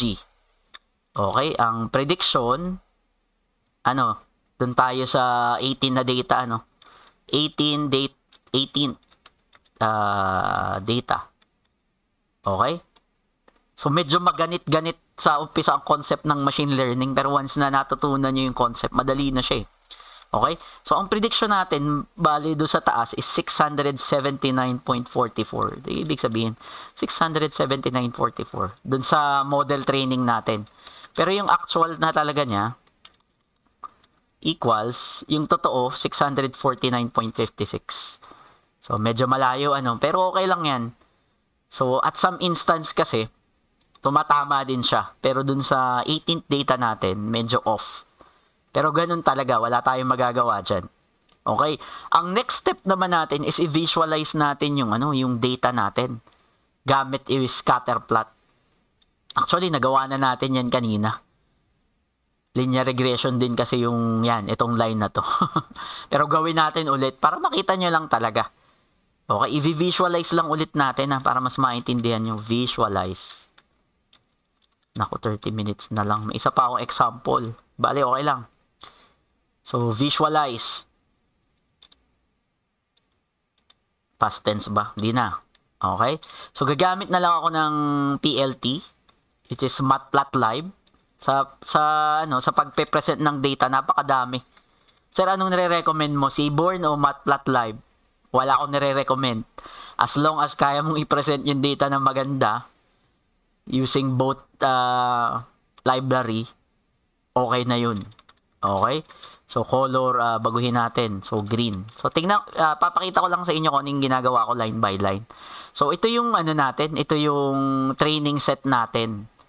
80% yung training set natin, remember. Ito yung totoong data ha, kasi ito training to eh. Okay? So, ito plt.plot. Okay, ipa-plot ko yung, para mas maintindihan nyo, ipa-plot ko yung trainings dun sa prediction ko, para makita nyo lang. So, ito yung prediction ko, So, predict, syempre, nagpe-predict ako dun sa X-train. Okay, sa X-train muna, para makita nyo lang. Pero theoretically, pag dapat nagpe-predict ka ay, yung sinasabi ko kanina, kinontradict ko yung sarili ko sa X-test. Pero para makita nyo lang kung ano yung gusto kong ipakita. Gusto ko kasing ipakita sa inyo yung line. Okay, so red.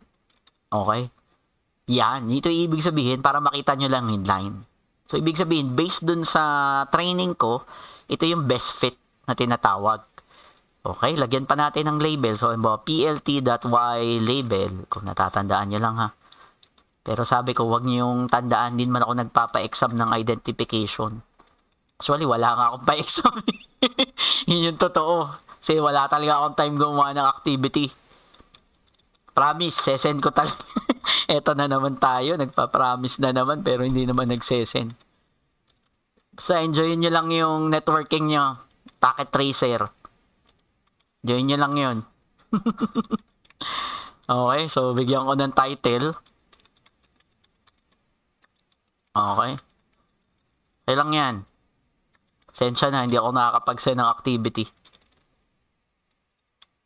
Pero nagtuturo naman ako. Kaysa naman yung nagsesend ako ng activity, hindi naman ako nagtuturo. Pili. Diba? So, ano ba? Ice cream stand. Okay? So, linawin natin ito ay training dataset. Okay? So, pinapakita ko lang kasi sa inyo kung ano yung nangyayari. Ayan. So, temperature ng degree Celsius against dun sa revenue. So, kita natin may relationship linear. Okay? So, kung gusto nyo pang makita, dito ay nag-visualize tayo sa train data. Okay? Ulitin natin. I-visualize naman natin yung test data para mas malinaw. Okay? So, ito na may test. Malamang 100 lang ito. So, babaguhin ko lang to. So, ito yung magiging X test. So, ito yung magiging Y test. Okay? So, green na din. Tapos, ito yung magiging X test. Tapos, ipe-predict ko din sa X test. Gusto ko lang ipakita yung line. So, ito naman ay test dataset. Ayan, medyo kakaunti kasi 100 lang eh. Ngayon, kung nakikita mo doon sa test data mo, oy, okay din yung fit. Yung training ko ay okay. Pero doon sa test data ko, okay din. Yung straight line na na-produce ko, swak pa rin. So, ibig sabihin, pwede talagang linear regression na tinatawag. Ang tanong, sir, fit na yung data. Yung sinasabi mo, sir, na kapag meron akong temperature na 30, magkano kikitain ko? Paano ko makikita dyan sa graph? Huwag mong titingnan sa graph. Ipipredict mo ulit gamit yung specific value na ginagamit mo. For example, predict. Ito yung sinatawag ko. Kasi nag-predict lang tayo dun sa data na meron tayo. Kaya hinahati natin sa test data para matest nga lang natin yung performance eh. What if magpe-predict ako ng wala dun sa specific data? So, magpe-predict tayo ha. Predict revenue based on temperature. Ito ay unseen data. Okay, ibig sabihin hindi pa to nakikita nung model natin. So, anong gagawin mo dyan? So, pwede yung sabihin predict. Predict na lang. Predict unseen. Ganyan na lang. Hindi pa nakikita. So, ang sasabihin mo lang, model.predict. So, anong ipipredict mo? Since humihingi lang naman siya ng napakasimple lang ng model natin, hihingan lang ako ng temperature niyan. Okay? So, ang hinihingi nito, two-dimensional array. So, halimbawa, may temperature ako na 30.98. Okay? Ano yung prediction ko na revenue? So, kung ganyan daw yung temperature, kikita ako ng $709. Okay? So, tingnan natin, i-test natin, pababain natin yung temperature. So, pag meron daw akong 10.98, so 279, so, halimbawa 1 lang, malamang bababa yan. So, 65, may nabili pa rin. So, 0, wait lang, naging string. So, halimbawa ay 0, may bibili pa rin. So, nag-expect lang tayo 44. Halimbawa ay negative 12, talaga may bibili pa ba? So, walang bibili na, ibig sabihin. Pag masyado ng malamig, negative 1, $22, may bibili, mga 3-5. Okay? So, pag sobrang init, 50, di ba? 45 yung ano natin, yung pinaka-max. So, halimbawa, nag-reach ng 50 sa disyerto ka. Sa disyerto ka nagbenta. So, kikita ka ng 1,117. So, yun yung ibig sabihin ko. So, halimbawa, nagtanong sa'yo yung kapitbahay mo, si Mang Kanor. Oy, pre, based dun sa data ko, ang temperature ngayon ay 41 degrees. Sa palagay mo, magkano kikitain ko? Okay?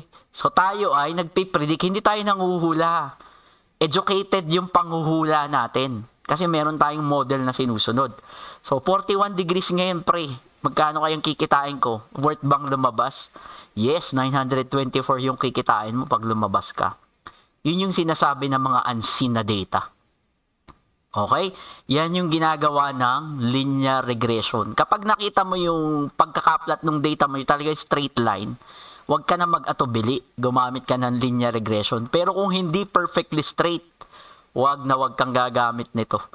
Kasi sinasabi ko sa inyo, ito yung pinakamahinang prediction model. Umaasa to sa linear relationship, which is ang totoong data sa totoong buhay ay hindi talaga siya linear. Okay? So, re-reviewin ko lang yung mga step natin kasi ganito lang yung gagawin natin ulit-ulit. So, step 1. Balik tayo sa mga step. Okay? Saan na yung step 1? Hindi yung mga cheche-boreche. Yan, library, syempre. So, review lang. So, kailangan may dataset ka, syempre. Magpe-predict tayo eh. So, optional lang kung gusto mong i-describe. Kung gusto mong info, optional yan. Kung ayaw mo lang. Pero maganda siyang pang-check kung may missing data ka. So, i-visualize mo yung data kung gagamit ka ng linear regression. Karapat-dapat nga bang gumamit ng linear regression? Base doon sa visualization, yes. Straight line. Kaya kong mag-fit ng straight line. Yan, 3 graph na nga yung ginawa natin, no? Pero enough na yung isa. Actually, ito na yung linear regression natin, no? Try yung LM plot. Yun na yung linear regression natin, no? Nag-fit tayo ng line. Kaso, wala itong prediction. Okay? So, ito yung training data natin. Ito yung whole data set natin. Tapos, mag-create ka ng training and testing data. Alin yung magiging input mo? Usually X. Nagiging output ko, usually Y, yung revenue. Simple lang yung data natin, ano? Okay? Tapos, para matrain mo yung linear regression, hatiin mo siya sa 4. Okay? X-train, ulitin ko, input training, input ng training, input ng testing, output ng training, output ng testing. 4 ang binabalik niya. So, X and Y, training, testing. Ilang percent ang gusto mong test size? Percentage value to. Hindi pwedeng 100%. Hindi po pwede. Okay? Basta less than 1. Pero wag mong gagawin. Wag mong gagawin naman 90% yung testing mo. Kasi hindi matututunan ng linear regression. 10% lang yung gagamitin mo for training. Usually, pwedeng 50-50. Pero hindi maganda na yung training set mo ay mas kakaunti kaysa sa testing set. So, typically, 70-30, 60-40, 50-50. Kung million yung data mo, pwedeng 50-50. Pero since kakaunti lang, so para sa akin, pwedeng 30%. So, pwedeng 20%. So, i-compare mo kung anong maganda. 30% ba o 20%? Which is hindi ko na ginawa. Kayo na yung mag-test. Maaring mas magandang 30% yung gagamitin ko. Yung random state, na para pare-parehas lang yung makukuha natin na training at saka testing set. Hindi siya required. Kung gusto mo, random talaga, tanggalin mo to. Pero for educational purposes lang, pagbabalikan mo to, yung video natin, baka makita nyo, pag binago nyo to, magbabago kasi yung yung 161.72. Okay? Tapos, kailangan humanap ka ng model kung ano maganda. Base doon sa graph, nire-review ko lang kayo, base doon sa graph, kaya ng linear regression. Instantiate mo yung model, fit intercept. Ibig sabihin, magdo-drawing lang ako ng, kahit wala to actually. Pero hindi ko siya tinatanggal para mas maganda lang. Fit intercept. Tapos, i-fit mo yung model. Sir, saan ka magmo-model fitting? So, always, sa training data mo. Ine-train mo nga siya. Ite-train kesa sa previous data ko para matutunan mo yung test. Laging nagpipit po tayo sa training data. Okay? Tatandaan na, lagi tayo nagmo-model fitting is sa training data. Okay? So, ibig sabihin, pag na-fit mo na to, laman na nung model yung ano natin, yung intercept natin tsaka yung mga coefficient. Pansinin nyo, once na-execute ko na to, nakukuha ko na yung coefficient niya, yung m, yung slope, tsaka yung intercept, which is yung b. Pag nyo nang intindihin yan kung ano yan. Ito lang yung coefficient nung line. Yan, sundan nyo yan. Yun yung coefficient niya. Rise and fall.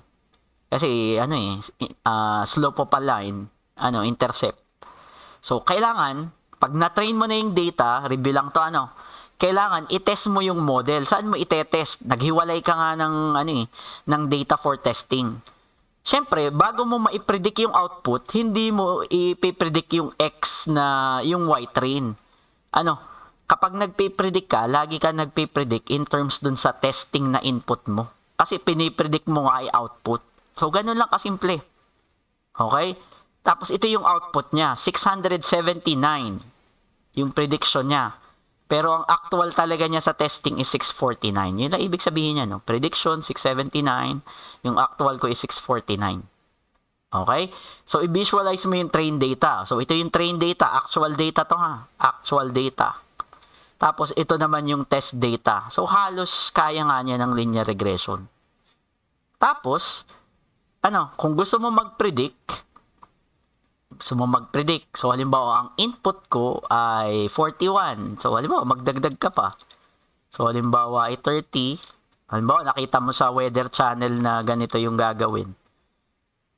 Out of range na pala ako. Wait lang, ha. So, alam ko pwede siyang mag-predict ng wait lang. Wait. So, ito ay 41, 30. Ba't pa nilagyan ko nun? So, pwede ka siguro mag-predict ng maramihan. Teka, mismatch. Basta pwede, hindi lang isa-isa. Nakalimutan ko lang. Pero usually, isa-isa lang yung ginagawa ko. Oops, wait lang. So, humihingi siya 2-dimensional array kasi. So, 924 at 41. So, parang ganyan. Mag-feed ka ng multi-dimensional array dito. Ba't ba hindi ko magawa na... Siguro ganito ang hinihingi. Hindi pa ako nakakapag-test ng dalawa yung hinihingi. Tapos mag-output ako ng dalawa. Usually, isa-isa lang yung ginagawa. Pero ganito yung concept, pare. Pag natutunan ko, hindi kasi ako nagpe-predict ng maramihan. So, isahan lang. So, ibig sabihin 924. Okay? So, ito yung sample. So, isi-save ko na to, ha. So, save. Okay? So, next naman, what if hindi lang isa yung input? Kasi hindi ganito. Biruin mo, temperature lang yung input. So, hindi ganun sa totoong buhay. Okay? So, dito ko na rin kaya gawin. Ito ko na rin gawin, ha. So, ulitin lang natin. Kaysa mag-open pa ako ng isa pa. Okay? So, lagyan ko na lang dito, in 15 minutes. So, halimbawa naman ito yung housing price. So, medyo kakaiba yung data na to. So, hanap lang ako ng housing price. So, USA housing siguro yan. Basta housing. Wait lang. Yan. Okay. So, USA housing yung gagamitin natin. Okay. Kanina ice cream. Ngayon, ipipredict natin magkano yung bahay. Kaso, ang input nito, hindi siya iisa lang. So, kung titingnan natin. So, diretso na tayo, So, tayo ay mag-import ng data. So, sabihin ko na itong housing equals. So, pd.read CSV. So, ito ay USA housing.csv. Mga house price. Okay? So, linear regression din. Kaso, ibang klaseng dataset. Ayan, medyo madami na to. So, ang ipipredict natin, which is million yung price. So, magkano yung bahay? Based sa average income nung area. Based sa area nung house. House age, about 5 years. Sa average area number ng room. Halimbawa sa area na yun, yung mga bahay ay may 7 rooms. Average number of bedroom. Halimbawa sa Beverly Hills. Nakatayo yung bahay, nag-average halimbawa ng 5.13. Yung population ng area. Tapos ito yung price ng bahay. Okay, so isinasaalang-alang natin is 1, 2, 3, 4, 5. 5 yung input, ang output ko is price. Ibe-base ko dito sa 5 parameter. Yung address, useless. Kasi hindi naman siya number. Hindi ko na to gagamitin. Okay? Magkano yung bahay base dito? 1, 2, 3, 4, 5. Sa 5 parameter. So, yun yung kailangan nating i-achieve. So, i-head ko na muna. Masyadong crowded. So, 3 lang. Okay? So, hindi natin kailangan yung, yung address. So, check ko lang yung data. So, USA Housing. So, hindi ko na i-check yung describe. Kasi alam ko walang missing data dito. So, mabilisan na lang tayo. Okay? So, same process din. So, tingnan mo lang kung kayang i-plot. Okay? So, SNS. So, try natin pair plot. Naku, masyadong malaki tong pair plot na to kasi madami tayong data eh. So, ano bang pangalan ng data frame ko? So, housing. So, yan, may housing ako for example. Ako medyo 1 oras ata to. Hindi naman. So, tingnan ko lang yung magiging data ko ha. Malaki yung graph. Kasi 5x5 to eh. Naku, naghang pa ata. Ayan. So, ganyan kadetalyado. Kasi 5x1, 2, 3, 4. Tama, 5x5. Yung sa gitna naman, straight line lang, pare-parehas. Okay? So, tingnan mo yung graph. So, may linear relationship ba? Dito, nakita ko na meron. No? Okay? Pero not all. Hindi ito kasing linear nung kanina. Kung titingnan mo kasi. So, medyo hindi maganda yung prediction. Pero i-assume natin kaya siya nung linear, Okay, so i-assume natin. So, ito yung pair plot natin na tinatawag. Okay? So, hindi ko nagagawin yung distribution plot na. Hindi ko nagagawin din yung heat map. Pero dun sa upload ko, may heat map siya. Parang in-explore ko lang yung data. So, diretso na tayo. Mag-train na agad tayo. Mag-train na agad tayo. So, assign, train, and test data. Hindi pa tayo nag-i-split ha. Nag-a-assign pa lang ako. So, X. So, ito'y housing. Kung natatandaan yung mag-index, ganito po mag-index. So, kopyahin ko na lang ha. Kopyahin ko na lang. Medyo gahol na tayo sa oras. So, copy. So, ipe-paste ko. So, ito yung mga pangalan ng fields natin. So, tinanggal ko na yung address. Kasi hindi naman siya number eh. Wala naman siyang kinalaman sa linear regression. So, ang Y ko, so, syempre, housing. So, yun yung magiging price. Okay, kung natatandaan nyo pa kung paano mag-index. Actually, napadami siya 3. Dapat 2 lang. Okay? So, nag-a-assign lang ako X and Y. So, ulit-ulit. Ano yung X? Ayan, ito yung X ko. 1, 2, 3, 4, 5. Okay? Ito yung independent variable ko, itong mga to. So, ang output ko, yung presyo. Okay? So, diretso na. So, train, test, split. So, mag-i-split tayo ulit. So, hindi ko na kailangang import yung train, test, split, Kasi gumawa na ako sa taas. So, halimbawa ay from sklearn ulit. Hindi na. Nandito na rin siya.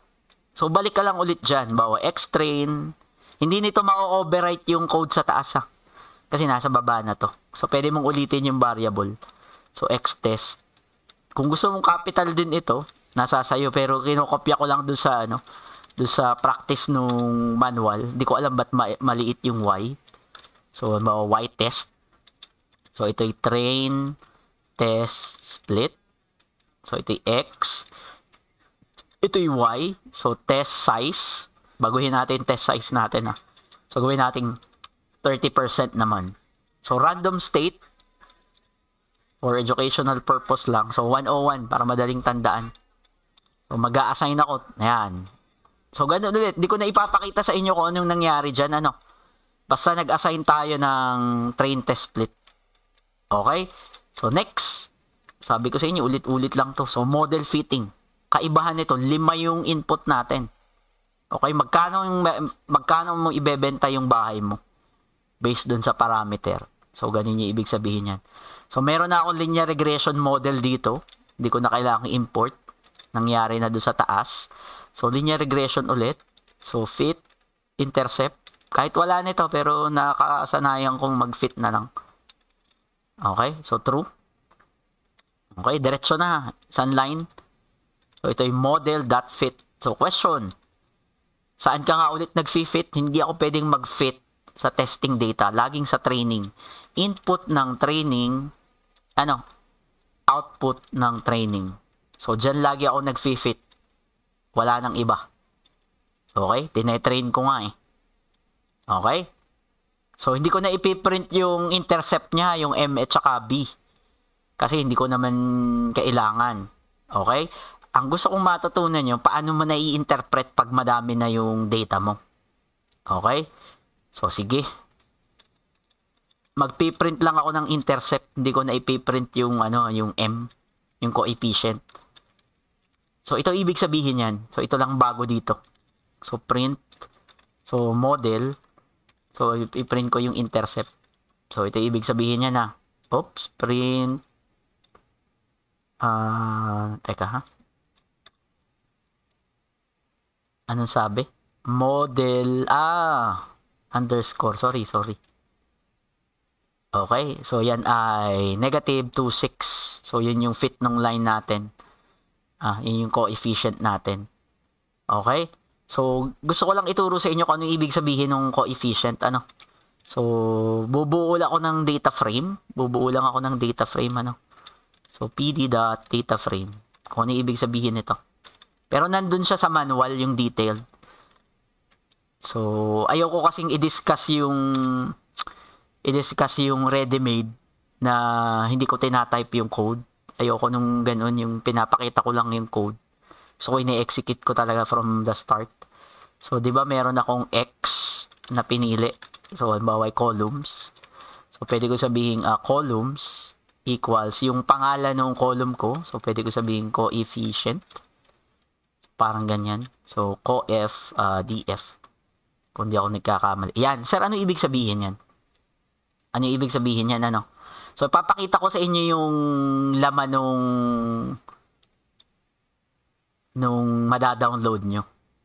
So, ibig sabihin yan, kapag nag-increase daw yung unit ng average area income, tataas yung price ng $21.52. 1 unit increase ng average income. Okay? Isang 1 unit increase o kaya decrease ng age ng bahay, which is baligtad. Ba't tumataas yung presyo ng bahay? Lumuluma na. Hindi naman to alak. Siyempre, pag naluma ang bahay, nataas. Pero yun yung lumalabas sa data. Hindi natin pwedeng i-contest. Yun yung data eh. Siguro may value pag naging antique yung bahay. Hindi ko alam. Pero yun yung lumalabas. So, pag daw yung average area ng number of rooms dumadami, nadagdagan ng isang room, tataas ng 122,000 something yung Wow, pag nagdagdag lang ako ng isang room, tataas na agad ng 122,000. Pero yun yung sinasabi niya. Okay? So, tanggalin ko na lang muna to ha. So, balik tayo dun sa linear regression natin. So, yun yung ibig sabihin ng coefficient. So, kada unit increase ng average area income, $21.61 yung nadadagdag. Pag dumadami yung tao, nadadagdagan ng $15.22 yung bahay. So, kada isang tao, so, $15 yung nadadagdag. So, yun yung ibig sabihin. Okay? So, ngayon, paano naman tayo magpipredict? Okay? So, prediction from our model. So, ulitin lang ulit natin. Okay? So, pwede mo sabing predictions equals, so, model dot predict. So, again, hindi ako pwedeng mag-predict sa training. So, laging sa testing.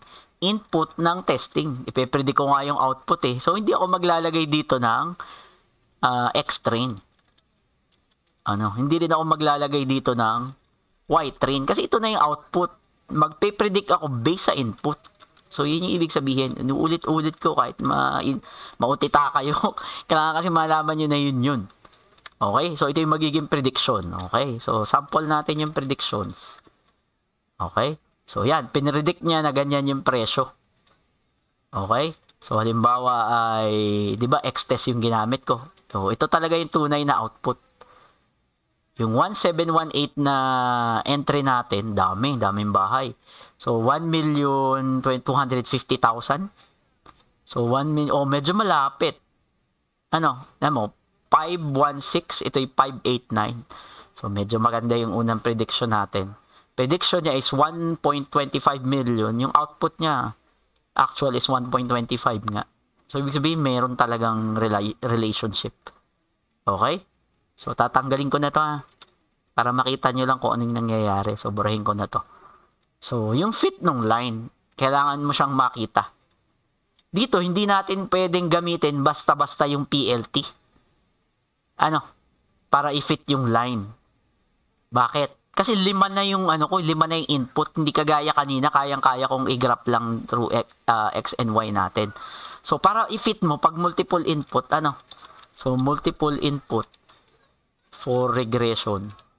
So, gamit ka ng SNS, yung reg plot na tinatawag. Regression plot. Para wag ka nang mahirapan. So, i-plot mo siya, halimbawa, yung y-test mo versus dun sa prediction. Okay. Actual ito actual, tapos ito yung na-predict natin. Para makita mo lang, ito ay sa manual ng Seaborn. Pag gusto mong baguhin yung kulay, so color, so ito red. Okay, para mas makita mo lang. Yan yung fit. So, kaya pa rin ang linear regression. So, ito yung price. Ito yung price ng bahay. Okay? Tapos, ito yung, hindi mo na masasabi kung ano ito eh. Kasi combination na ito ng 5. Coefficient na kasi yan. Ito yung mga to. Combination na yan ng coefficient. Kaya kung mapapansin nyo, walang label yung natin, yung y-axis. 0 to 2 lang pati. In-scale na niya. 2 million siguro by 6 eh. Okay? So, presyo yun ng bahay. So, habang yung price ba daw tumataas based sa coefficient natin. Ito siya. Dinescribe niya. Naka-scale lang. Okay? Ang tanong. Okay? So, hindi pa natin ini-evaluate yung prediction natin siguro sa susunod na. So, magpipredict tayo ngayon ng sample prediction. Sige. So, sample. 4 minutes. Abot lang to. So, sample predictions. Okay? Ito yung unseen data. Yung wala doon sa loob ng data. So, syempre, magpipredict ako, syempre. Predict, sabihin kong unseen. Okay? So, model dot, equals model dot predict. Okay? Kaso, hihingan ako ng 5 input nito. 5 yung hinihingi sa atin eh. So, predict unseen. Okay, para makita nyo lang ulit yung data. So, gawa ako ng code sa baba. So, ito ay housing dot, sabihin kong head. Isa lang. Para makita nyo lang yung data. Yan. Hihingan ako ng 5. 1, 2, 3, 4, 5. Para i-predict yung price. Based do sa model testing natin.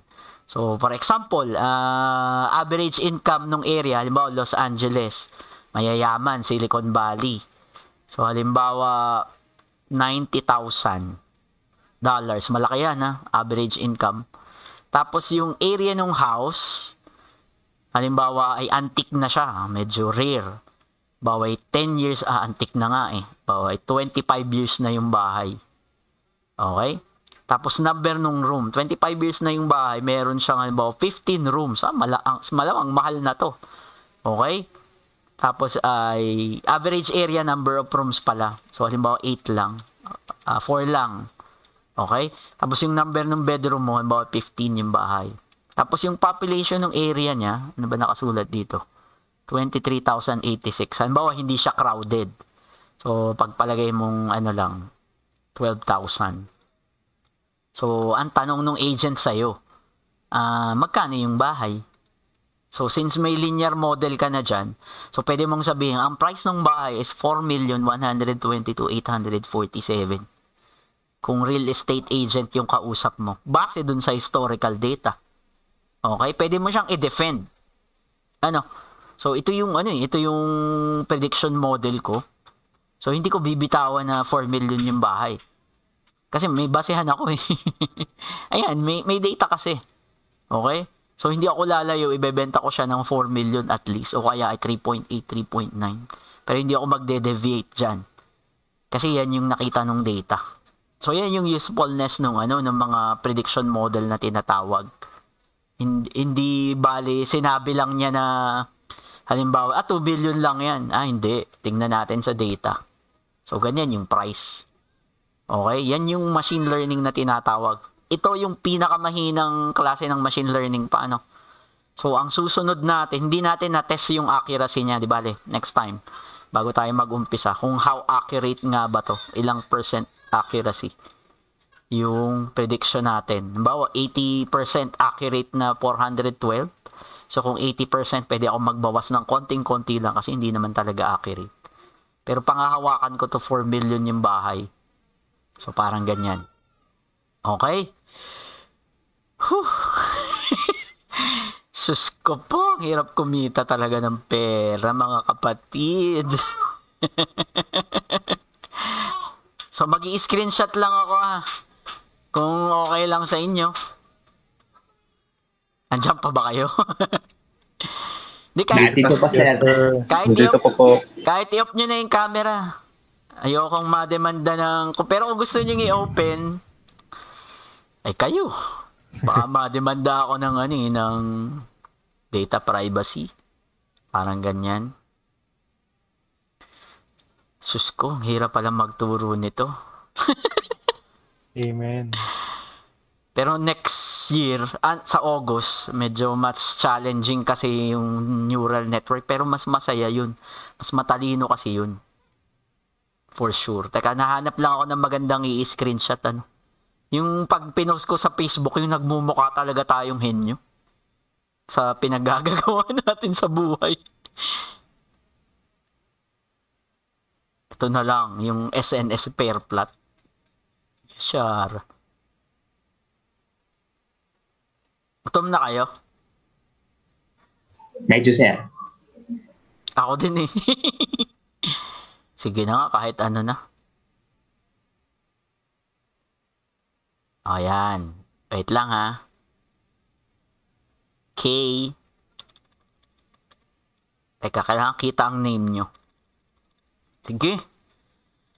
Salamat. Sana makapag-send na ako na activity.